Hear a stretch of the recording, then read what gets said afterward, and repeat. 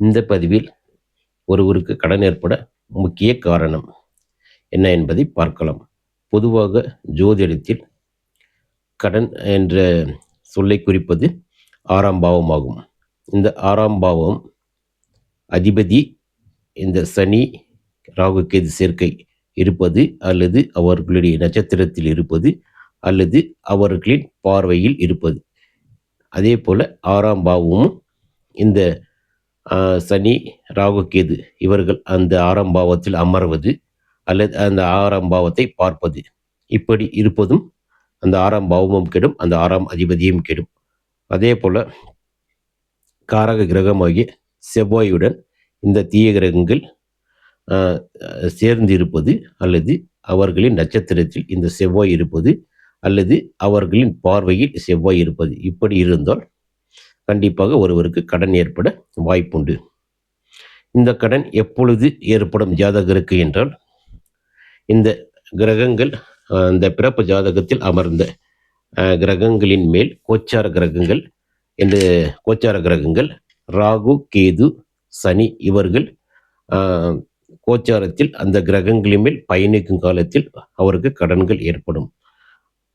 இந்த குரு அதே போல குரு பயணிக்கும் காலத்தில் சுப கடன்கள் ஏற்படும்.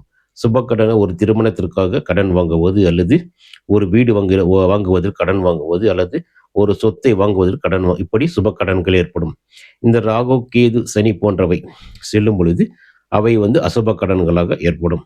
அதே போல பாதகாதிபதி ஒவ்வொரு லக்னத்திற்கும் பாதகாதிபதி என்று சொல்லக்கூடிய அவரும் அந்த கிரகங்கள் மேல் கோச்சாரத்தில் பயணிக்கும் காலத்திலும் கடன் ஏற்படும். அதே போல் 8ஆம் அதிபதி 12ஆம் அதிபதி செல்லும் காலங்களிலும் அவர்களுக்கு கடன் ஏற்படும். இந்த கடன் என்பது கண்டிப்பாக கோச்சாரத்தில் செல்லும் கிரகங்கள் செல்லும் பொழுது ஏற்படும் கடன் 50% என்று எடுத்துக்கொள்ளலாம். ஆனால் 100% கடன் ஏற்பட அந்த கோச்சார கிரகங்கள் செல்லும் காலங்களில் அந்த 6ஆம் அதிபதி தசையோ, அல்லது அந்த 6ஆம் இடத்தில் அமர்ந்த அந்த நட்சத்திரத்தின் தசையோ, அல்லது செவ்வாயின் தசையோ நடக்கும் காலங்களில் கண்டிப்பாக 100% கடன் ஏற்பட ஜாதகருக்கு வாய்ப்புண்டு.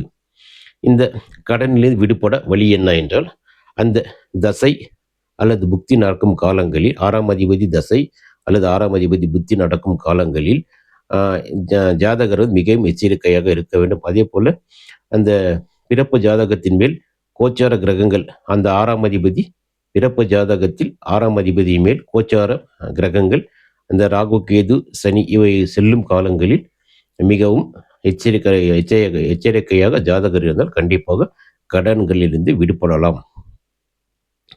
இதை பற்றி இன்னும் மேலும் வீடியோக்கள் தேவை என்றால் கண்டிப்பாக நீங்கள் கமெண்ட் செய்து சப்ஸ்கிரைப் செய்தால் கண்டிப்பாக மற்றொரு வீடியோ கடன் பற்றி இன்னும் கொஞ்சம் விரிவாக பார்க்கலாம். அதே போல் நீங்கள் விரும்பினால் மேன்மேலும் வீடியோக்கள் வர விரும்பினால் எங்கள் சேனலை சப்ஸ்கிரைப் செய்யவும், அதே போல் கமெண்ட் செய்யவும். உங்களுடைய ஜோதிட கேள்விகள் எதுவாக இருந்தாலும் கண்டிப்பாக இந்த பதிவில் கேட்கலாம். நீங்கள் கேட்கும் கேள்விகளுக்கு கண்டிப்பாக பதில் தரப்படும். இதற்கு எந்தவித கட்டணமோ வசூலிக்கப்படாது.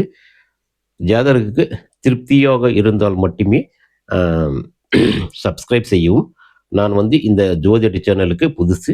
கண்டிப்பாக நான் பேசுவதில் சிறு தடுமாற்றம் ஏற்படும்.